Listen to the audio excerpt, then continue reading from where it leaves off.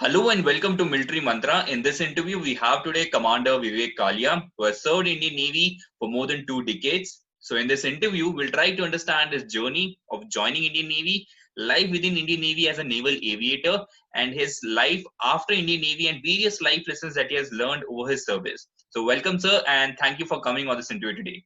Ash, I think I'm humbled by your invite and giving me this opportunity to share my views. And if my views are able to add values to people and aspire them to join the forces, I think I would have done my job. And thank you so much for inviting me to the show. Yeah. So my first question to you would be, how was your life before joining the Forge, and how do you decide, Indian Navy you have to join? How do you decide that? Before the service, obviously I was in the school. My father was in the government service, and I kept moving, kept changing schools, various places, and I think I was an individual who was more into academics, little more introvert, and not too much into the co-curricular and other activities as a sports activity. But yes, so I would say I was a little timid kind of a boy when I was in the school, much more inclined towards, I think, academics and towards studies. And I used to see my world like that. But I think I was pretty focused with regards to okay, what I wanted to become. And I think from the early age, I would say almost from age of 7, 8, and all. As much as 1984 onwards, I was watching every day uh, every year the Republic Day parade. So that used to be my inspiration. I was always inspired by the crisp marching and the crisp this thing what used to happen in the Mhm. Republic Day parade. So there, seeing those uniforms and seeing it year and year again every year, I think that kind of a thing gave me that motivation. So I was pretty impressed by the thing. And I'm generally very selfless kind of a person. I'm generally very by the British kind of a person, and I follow rules and regulations. So I think all these things uh, collectively gave me that thing that yes, services are the ones where I think I can contribute well, and I will find a good gel for myself, and give a positive contribution to the nation. So crisp uniforms was the thing, and the marchings and all which is there. So those was at a young age. Those were my motivators at that time to join the services. And Navy, definitely because of the crisp white, the pristine white uniforms which are there, and join the Navy, see the world. Those kind of things. Also, I heard also from my father. So I think those were my motivators which were there. So I was this is how I was in school, and this is how I decided that I would be joining the services. Sir, you went to National Defense Academy, then to INA, right? So how was your experience in Service Selection Board? Which SSB you went for? How do you prepare, and your whole experience? How was that back then? It was in 1993. Okay. So I got selected for my for the SSB in 1993, and that was December 1993 when I got selected for the Service Selection Board. And I was pretty excited because there are a large number of people. Because in my school itself, I think we were only two of us who were able to clear the written exam, and we went to the Service Selection Board.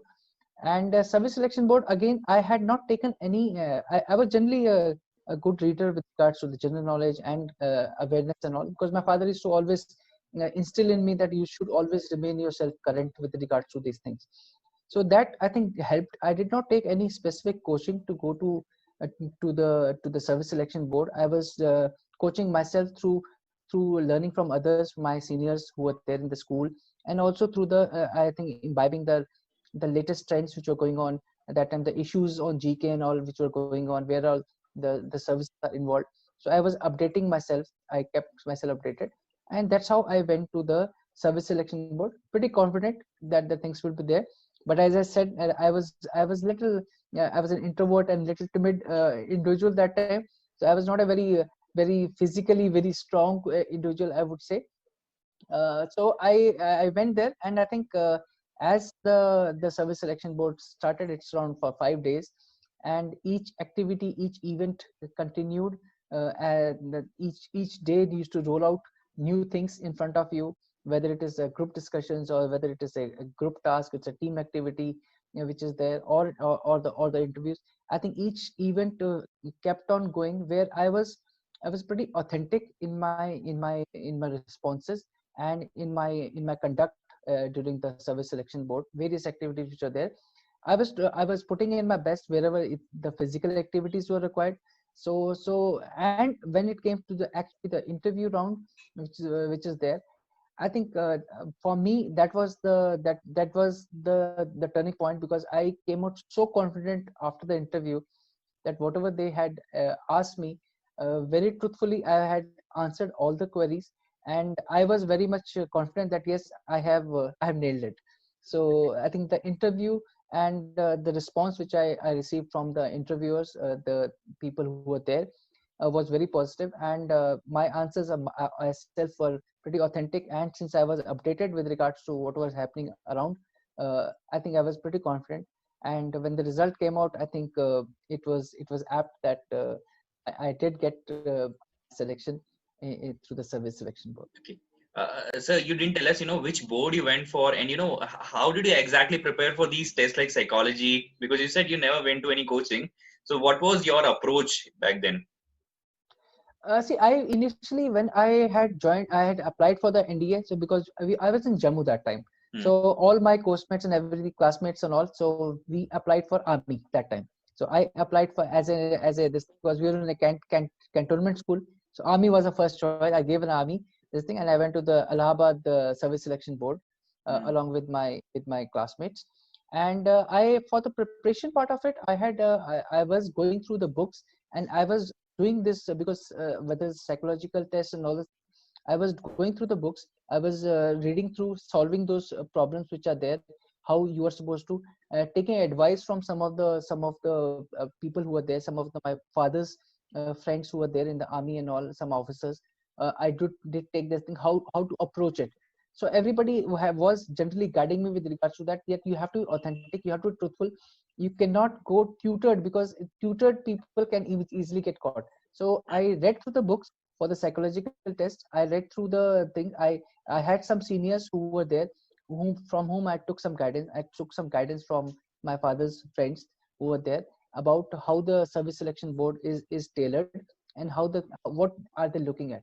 So I think these were the kind of preparations I was doing, along with whatever I was reading through the newspapers, magazines, and CSR and all those things I was doing. So I think, whole in all, I was pretty generally confident of dealing with the activities of those 5 days in the service selection board. Okay. So you went to National Defense Academy. So if there are any memorable incidents that you would like to share with the audience? So I think National Defense Academy, and subsequently the time on the ships in the two phases in the Navy. I think those are, each day is a story in itself, Hmm. because each day is so well ingrained into your memories that now 20, I would say now even 5 years down, 25 years or 26 years down the line also, we generally remember what would have happened on each day. So I think the training was tough, as I said, because more than physically, it was a mentally tough training which was there, each of these activities. I joined in sometime in July 1994 in the thing. And uh, first thing, they put me into everybody has to play all games. So I was put into the football field. I did not carry my studs, and I entered the football field. It was full of slush. My seniors put me there, and as luck would have it, within 10 minutes I broke my toenail. Hmm. And thereafter, I think after few days, I think I continued with the toenail broken. I learned my lessons. I think learned my lessons hard way there. And it gave me a thing that yes, life is not going to be as easy as probably I may think. So I think it started challenging. And then came the things with regards to swimming. I think I was not a very great swimmer, because I had never swam in my life. So I was a poor swimmer initially. So I think each term, all the 6 terms were a little struggle. For the first 4 terms, it was a little struggle for me, because I had to go up the ladder as far as the swimming and those things are concerned. Because as I said, physical activities were my little weak point. But I think by the time 2 years had passed, I think I had shaped up into a mentally strong individual, a little physically strong individual. And by the time I passed out from NDA, I think I had cleared my higher PT test of rope. I had cleared all my higher swimming tests, which were a personal achievement for me, from a dead sinker to clearing 200 meters of two swimming style thing. I think I had achieved personal milestones there. So those were the few things which are there. Otherwise, I think every time it was a struggle, because cadets run the academy in NDA special. Cadets run the academy, and in cadets, what happens is that you are probably, if one for all for one. That's the philosophy which is utilized there. So if one person does a mistake, everybody does the punishment on behalf of the course. That's how the camaraderie sets in amongst you. So we used to hardly get, I think maybe dinner time used to be 15 minutes. We used to get 5 minutes, have consume whatever you want in those 5 minutes in the proper table manner possible. Then come back, and I think then the session will start, where you will be made to run around within the squadron, and rolling and everything which is there. So I think while we will continue to curse for somebody who has done the mistake, because and till the end you will never come to that who did the mistake, but all 24 batchmates of yours are just rolling and running around, and probably cursing each other. But I think we still collectively did that.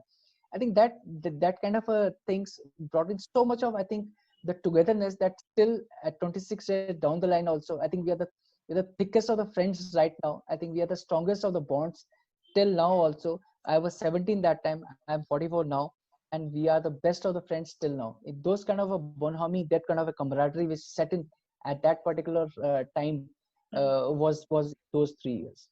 Okay. So there are enough incidents which can happen this thing, but I think these are the kind of activities which were there, which brought us so close to each other, that we were ready to actually put our lives into each other's hand. We had so much of trust on each other.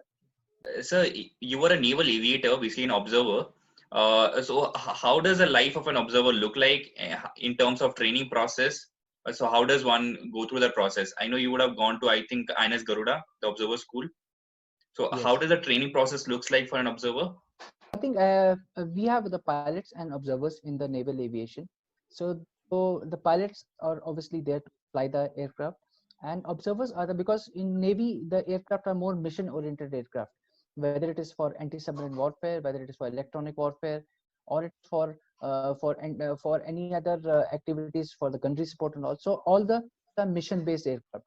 So to plan and execute a mission, you need an observer who will plan and execute, and also operate those sensors which are required to detect the enemy or to fire weapons. So entire tactical planning and execution of a mission is in the hand of an observer. So that's the role of an observer in a naval aircraft which is there. So for that, the training, the selection process was similar like that of a pilot. The medical standards and everything was the similar one. Obviously, you do not go through the PABT selection as it happens in the case of pilots. Other than that, the whole selection process is the same. So thereafter, I think Ab Initio Observer School is Ab Initio training happens in Observer School in INS Garuda, which is in Cochin. So that is the place where the subjects which are specifically, it's a 1-year training which happens, which involves the ground school phase and also the flying phase. Some part of the flying also takes place in the simulator, which is there, so that you learn on simulator first and then go on to the aircraft, because aircraft arts are expensive, so you first do some simulator training.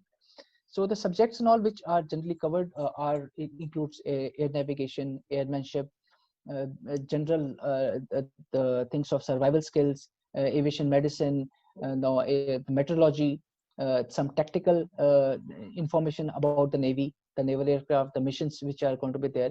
So this kind of electronic warfare, these kind of things are taught, and these things are practiced also in the simulator. And thereafter we do a lot of almost, I think 60% is there based on navigation, which is focused on whether it is the navigation over sea, whether it is the navigation over land, or it is a low level navigation for maybe for bombing missions or any search and rescue missions, or I think the search or any kind of missions which are planned over sea for searching a ship or a submarine. So it is classified like that. So almost we flew almost 75 to 100 hours we flew on the aircraft that time.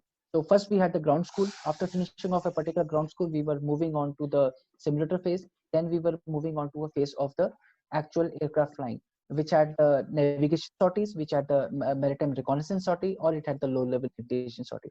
So and we also were also trained about the jungle survival, just in case the aircraft crashes or lands in a jungle or any place. So we were or it ditches in the sea.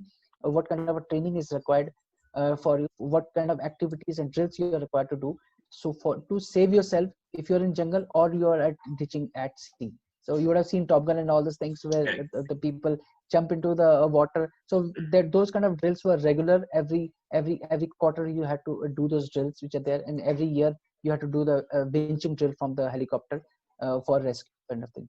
So I think the whole 1 year, this is the way you are grilled. You are also attached to various professional schools in the Navy, whether it is the school of meteorology, whether it is school of anti-submarine warfare, gunnery school, the electronic warfare school, the communication school, the navigation direction school.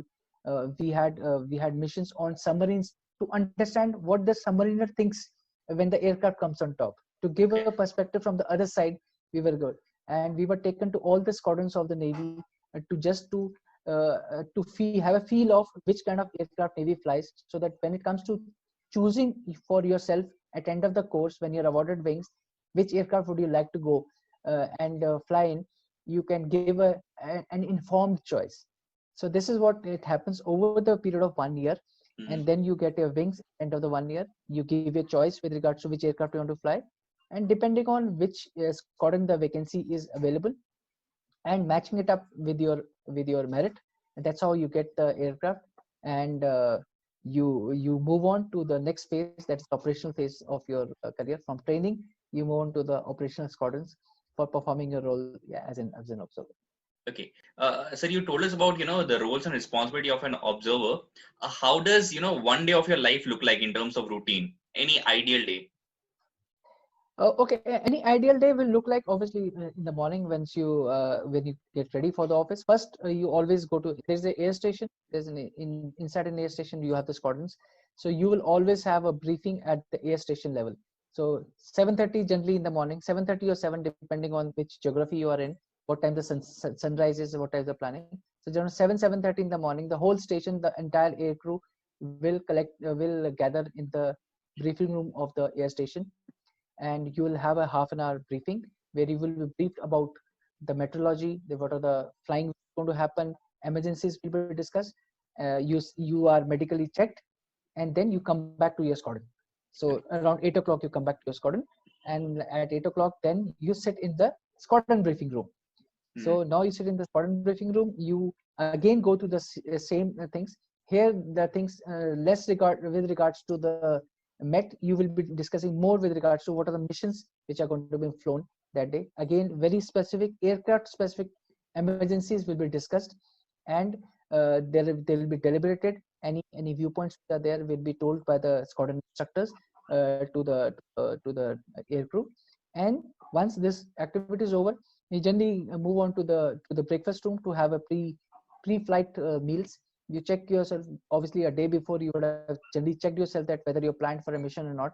And the planning for the mission actually would have happened generally a day before only, so that next day morning you are just coming, you are taking the briefing from the station, you are taking the briefing from the squadron, you discuss the emergencies, and then you are within the crew. If you are planned for a sortie, you get your crew. Generally there'll be two pilots and two observers will be there. You collect yourself and you will be doing a briefing amongst four of you about that specific mission. So you do your mission briefing, you discuss, the captain of aircraft will discuss the emergencies, that what all can go wrong, and then you after the breakfast you proceed towards your aircraft for a particular mission, whether it is the mission is over land or it is over sea or it is a trial kind of a mission. You go fly. Generally MR aircraft fly, a Dornier would have flown generally 4.5 hours. So if you go at 9, I think you will touch down only by lunchtime, by 9:30, by 1:30 you will touch down. You come back, you debrief uh, between the crew, and if that particular mission requires some analysis of some electronic data, or it requires to submit a written report to the higher authorities, you make those reports, you start on your analysis part of it, and sure that based on the timelines which are set, generally an operational mission, you will that within 1 hour you are supposed to submit a particular report to the higher headquarters. You submit your reports to the higher headquarters, and thereafter generally this will be over by 3-4 o'clock. You finish off everything, and you will come back to your rooms by evening 4-4:30. You will come back, you do your other physical activities and all, and that general day is over. Now this sortie which you said at 9 o'clock, this sortie could be at in the middle of 2 o'clock in the night also, Okay. depending on the mission requirement. So this is just a classic standard day, where if you're planned for flying in the daytime, maybe you're planned for a sortie in the night time. So if you're planned for a sortie in the midnight, you would generally be given a half a day off, so that you will recover some sleep, and then because you're supposed to fly in the midnight, you are not you are attentive, and you're not found wanting of it. So those kind of regulations are very set in aviation world, that aircrew have to have generally an 8 hours rest before they're planned for any mission. So this is how the thing will generally look like. So depending on mission requirements, you may find that your biological clock is totally off, because you're flying in the night at 2 o'clock, you're landing at morning 8 o'clock, and your biological clock has just gone for a toss, and it keeps going for a toss every day. But it's okay. I think that's our job. Yeah. Also know you were second in command in a corvette, then a warship. Then how does that happen? I understand you were an aviator, now into warship. How does that happen basically? See, what happens in the Navy is that as part of the executive branch, or in fact, everybody who's there, as part of the career progression, for you to get promoted and for you to go to the next levels, there are mandatory trainings which are required to be at sea, because finally Navy is a seagoing service. So you need to go yourself to hone your skills at sea. So at each level, when you are a young lieutenant, so that is the time you go to sea to get your watch keeping certificate. So you do your generally 6 months time, 6 months to 1 year time you do, depending on your efficiency and your potential. You gain your watch keeping competency, and thereafter you come back, you do all the activities in the naval aviation domain the way I did. So I went to watch keeping, thereafter I went for my observer course. I did 3 years in 2 years in my squadron. I went for an instructor's course in aviation, came back. I taught the instructors in observer school, where I was a trainee, I was an instructor.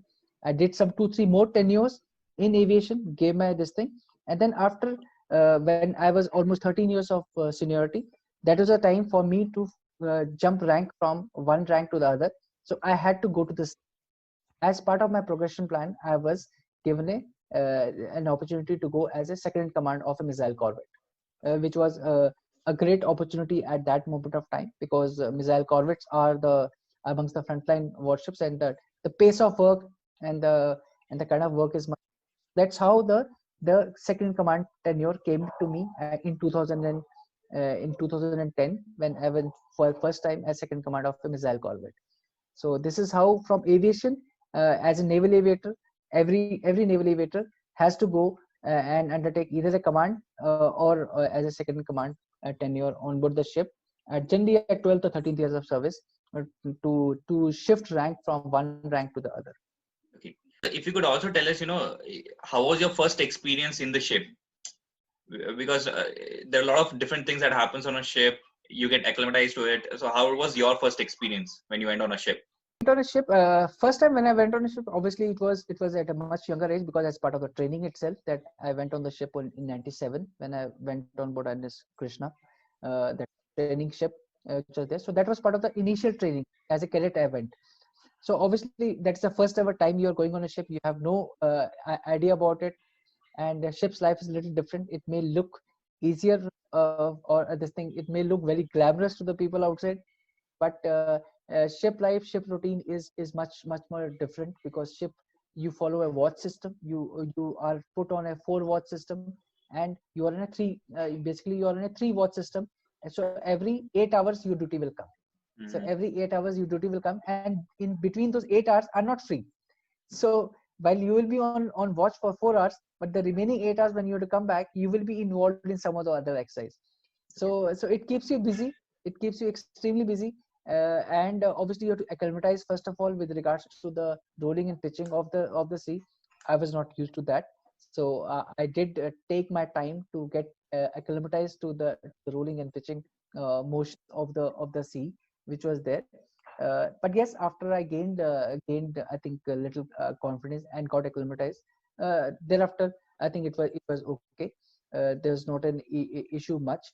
Yes, sleep deprivation does happen. It's a finally an armed forces, so it's not a sail ship or something. It's a warship where you have to perform a task. So I think you learn to manage between the watches, how you can sneak in some kind of a rest period in between. How do you manage your meal timings in between? How do you manage with the tasks which are given? I think it's a great time management skill which is taught, which gets imbibed into you between this thing. So it's a very complicated this thing, that those 24 hours you will have your two duties also, and you will have almost 8 to 10 hours of operational exercises which will going on, which will uh, from navigation exercise to suddenly a 90 submarine exercise to an astro exercise to a gunnery exercise. I think you keep shifting, keep learning about these things. So I think you keep wearing a different hats almost 10 times a day. In between, you also have a classes during the initial training phase. You also have classes. So you are trying to acclimatize yourself to the rolling and pitching, and also trying to concentrate on the onto the instructor who's trying to teach you something about the naval life. So I think it was acclimatizing yourself first time on the sea was a little challenging, but I think time teaches you everything that. And but subsequently when I went as second command, I think I was much confident individual, because now I was going in a leadership position, and much more was expected out of me. And I was supposed to be taking decisions. I was supposed to be passing on the decisions onto the people. I was supposed to uh, be in charge of those people who will rely on my decision making. I have to listen to them, ensure that their viewpoints are listened, and I'm also, as a second command, you're also the principal warfare officer. So every kind of a decision which CO is there is will rely on your decision making before taking a final call. So I think while you have to handle the men, material, the finances, you also have to handle each and every operation. So which side of the bunk you get up from, I think the situation will come like that. So I think every day was different, but it teaches you immensely. It teaches you really polishes up your skills at that young age. I'll say when 13 years of service, it teaches you immensely during that time. So quite I think insightful and quite enriching tenure at that moment of time. Vivek sir, coming back to your, life within the Indian Navy. So I understand you went for Operation Parakram. So 2001 to 2. So if you could tell us, how was life back then? How was your whole experience of, being in that operation? How did that look like? Operation Parakram, it got launched sometime in end of 2001. I was a young observer that time. I had just joined my squadron, and the activities whichever happened at the border, so it forced us to force India to take actions and build up our strengths and build up our position. So accordingly, as a squadron, we were deployed to an air force base to go and undertake some surveillance activities as part of my squadron's role. So we were operating from in Air Force forward base, and we were providing support to the Air Force, building up the electronic data for the Navy, and also wherever required, whichever force required, we be sometimes supporting the Army for the activities, flying over sea for collecting some intelligence, and also to see that the active, because the coalition forces were at sea, all the forces, because they were attacking Afghanistan and Hmm. those areas which are there. So it was a very very dense electronic environment over the, I will say, the northern Arabian Sea. Hmm. So I think, and I was getting trained for electronic warfare as part of a young observer in Squadron. So I think I couldn't have asked for any better opportunity to train myself being in such a dense environment where I think whatever textbook you had read, I think everything was getting translated into the action. And next day, we were operating with our Air Force and the Army. So coming to know about their side, what are their expectations, what do they expect from our missions onto it. So I think it was a very joint kind of an effort. So every day we used to meet in the evening for a drink or something after our mission. We used to exchange notes, caught up on some old coastmates from the NDA time, because it was almost 4 years down the line. Met up with them. So I think we were learning about each other that time, contributing towards our respective service missions which were there. And I think getting much more disciplined with regards to the actual operations to the thing, because till that time it was all training, but now we were actually contributing on a real-time missions for whether it is collection of data or actually flying some operational roles. So I think great learning that time, great discipline, and as I mentioned earlier, we were flying almost in absolute odd hours. We were flying in GMT, landing in IST, and I think it was real fun. It was real fun. Great lessons learned over that 1 year period. It's just that. So that Indian Air Force does not have observers, but I think the same role and responsibilities of as a navigator, right? So you have worked with Indian Air Force. Did you also collaborate with Indian Air Force for training part as well? When you said you were a flying instructor. Yes, so I think after 2 years into my first role in when I was in Goa and INS Hansa. So that time, after 2 years, I was sent for an instructor course. And instructor course is still done by, now it is also done by the Indian Navy in the observer school for the naval observers. But till at that moment of time in 2003 2004, it was happening only with the Air Force. So the qualified navigation instructor course was happening in with the Air Force only. So that is, I spent 6 months there to for the course in this from December 2003 to June 2004. And so there I had we were part of the Air Force at that moment of time. We were trained by the Air Force instructors.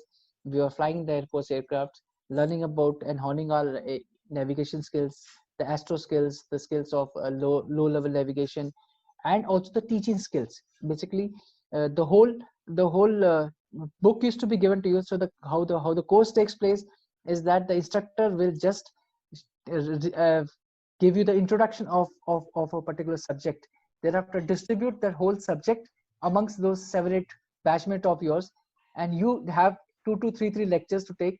So instructor goes and sits behind the class, and you are the ones, the trainees are the one who are conducting the class for you. This is how you are actually learning how to teach. Whether you say hard way or something, I think that's how we learned how to think. We were taught teaching techniques. And similar way, I think the same was happening with the aircraft. One particular batchmate of yours was made a trainee, and you are supposed to instruct him how will you pass instructions to this particular trainee, utilizing the proper techniques which are taught to us. So I think those 6 months we were grilled very well. Morning 6 o'clock, 6:30 we used to leave our homes. 7 o'clock sharp, our class used to start, and we used to come back evening by 6:30, and then come back, start preparing for the next day, because you have to take the lectures next day. And I think 6 months were well trained by the Air Force, and we came and exercised those same trainings when I joined the observer school as an instructor in Cochin. Know that Indian Navy, they get a lot of international assignments, and they get to do a lot of exercises with other countries. So in terms of Indian Navy, what opportunities do we get to get into international assignment? I know you would have you were assigned to Mauritius, I believe, right? So how was that experience? That was again a good experience. It was almost a semi-diplomatic assignment which I was part of. So fortunately, because of my, I think maybe based on my performance, I was selected for the things, because diplomatic assignments or foreign assignments are a cherry on the cake. So it definitely comes with your performance. So I presume my performance was good, so that's why I was selected for this diplomatic mission. And going there almost like a head of flying training there, because as an instructor you're going to the other nation, and you're supposed to teach their particular pilots or observers how to fly, what are what the navigation skills and all those things, and also build up their capabilities with regards to their flying, which is there, and also simultaneously fly in their waters on their behalf, whether it's the search and rescue missions, whether it is the economic exclusive economic zone monitoring missions and all.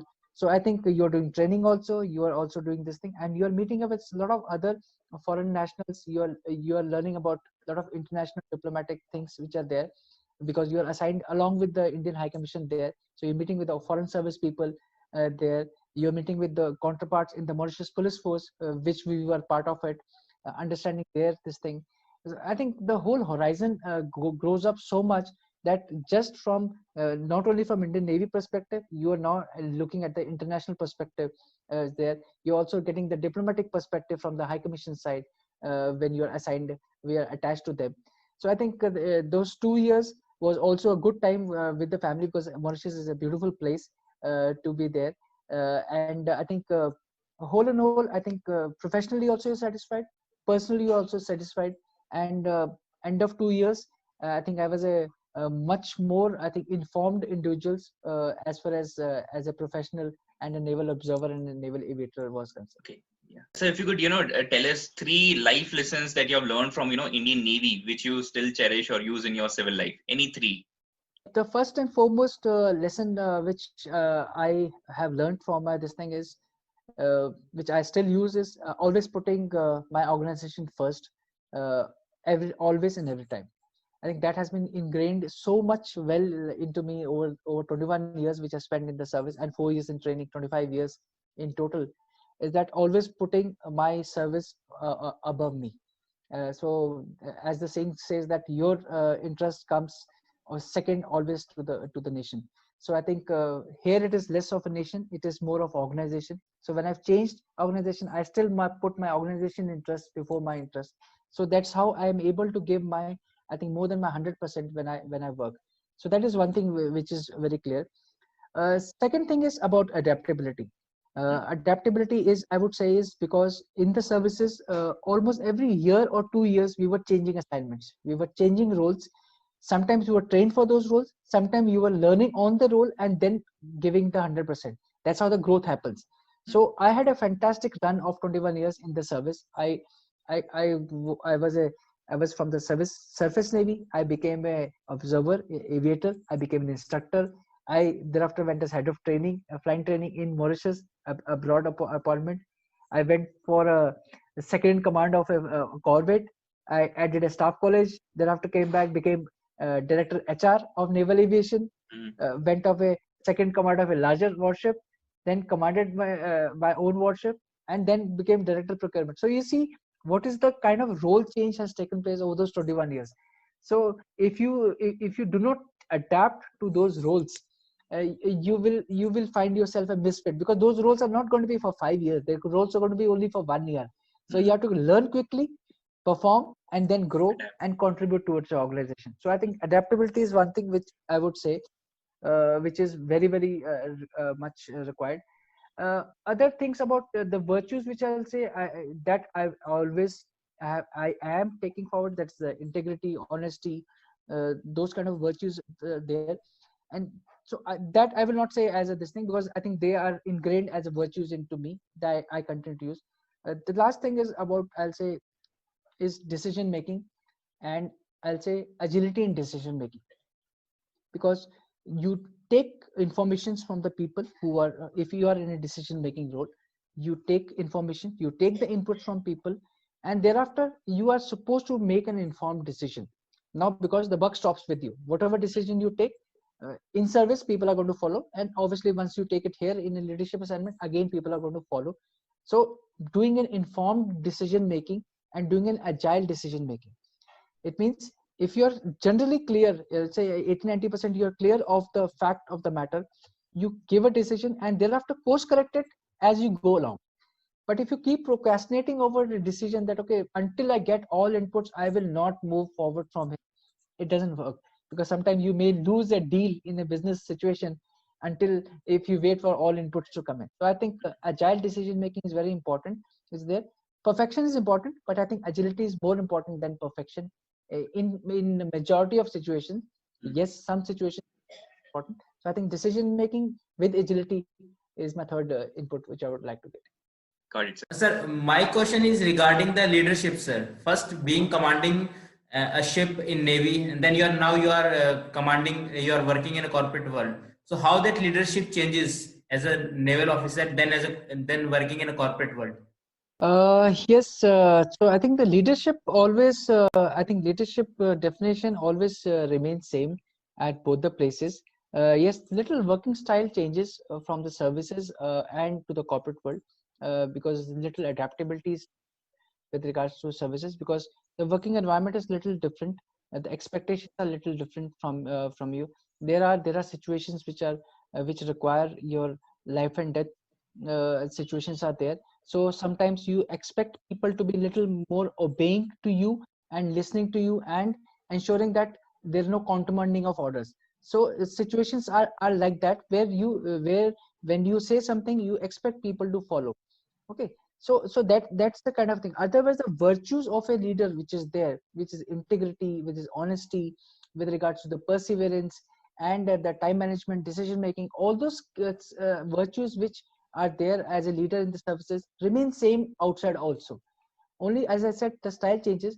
When you come to the corporate world, I think you need to be little more patient, you need to be little more uh, uh, uh, you need to get your listening skills much more honed, because here uh, first of all, it's not a life and death situation here. Definitely the situations which are there are much more with regards to, I think, the business decisions, the financial decisions, the outcomes of which are there.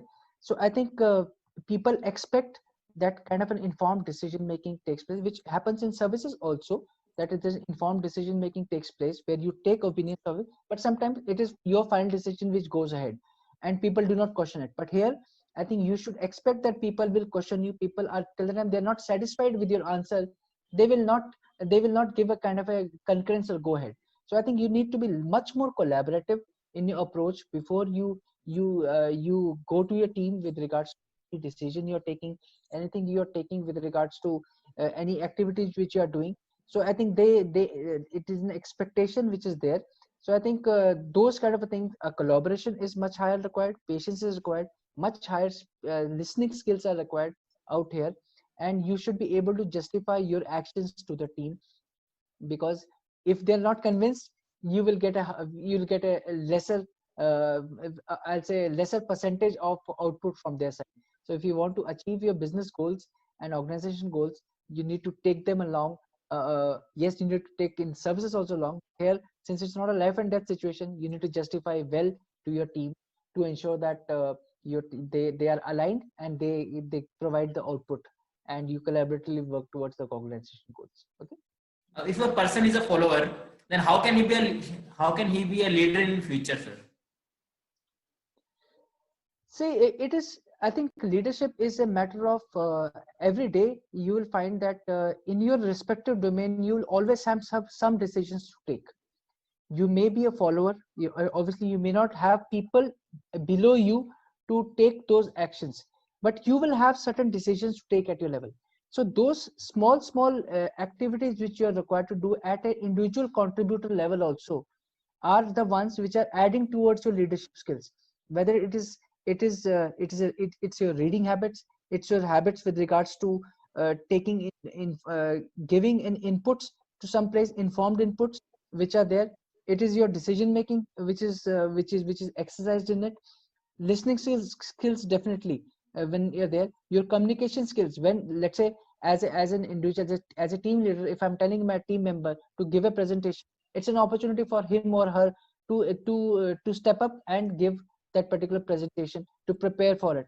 So I think there are occasions, even as an individual, where you are an individual contributor but not having people down below you, means you do not have a direct reportees under you, you still getting enough opportunities for developing your leadership skills.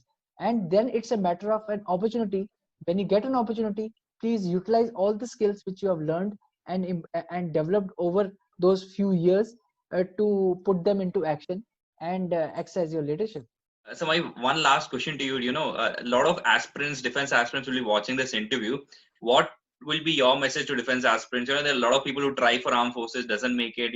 What would be your message to all of them? Definitely, armed forces are the most noblest of the professions in, I think, world over, not only in India, world over. And everybody aspires, a lot of people aspires to be there on that. So I think that is, first of all those who are going into this thing, I think contribution to your organization and putting your organization before yourself as is very, very important. So I think go with that particular mindset, because you will have to make some sacrifices on personal and professional fronts which are there. If you have that kind of a mindset, and if you feel that it's going to be, you will have to make hard choices with regards to whether it's the money or it is the promotions or other things, because it's a steep hierarchy kind of a thing in the armed forces. So there will be some differences between the things. So I think you have to make yourself very well think, because you should not get disgusted or you get disappointed after some time, and start thereafter putting your beloved service in bad light. So I think those kind of things, so that clarity is very, very important, that there is a difference between a civil world and a world in the services. It's a great world, it's a world with a lot of respect, mutual respect between each other, a lot of learnings which are there, a lot of I think sacrifices which you make, and the amount of discipline which it teaches you in the life, the kind of adaptability it gives you and your children and your family is unparalleled, is there. So money is not the only thing which is there. So I think get your priorities very clear in that regard. If you are very, very clear that okay, these are the focus areas, I think you will have a good you'll have a very, very good and a great experience in the services. Because if there's a misalignment at the time of joining and you are not authentic in your own choices, I think you will have the misalignment setting it early, and then I think neither you will contribute to your service, and nor service will be able to contribute to you this thing. And this kind of a misalignment in a very high demanding profession is not possible.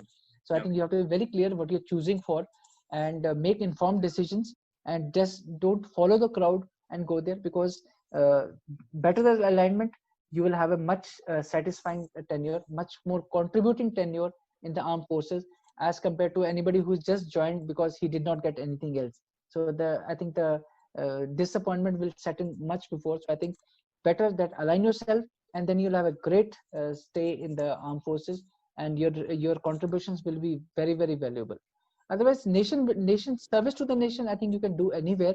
Which it's not only the armed forces, you can do the nation to the service to the nation anywhere. Just do the best in your respective domain. So nationalism is not the only reason for the armed forces, but I think there's a huge lot of contribution which you can make in the armed forces. So think well, prioritize yourself, and then make a decision. I hope a lot of people who will be watching it, will understand your perspective, the life journey within Navy, and all of those things. Thanks a lot, sir, for your time on this interview.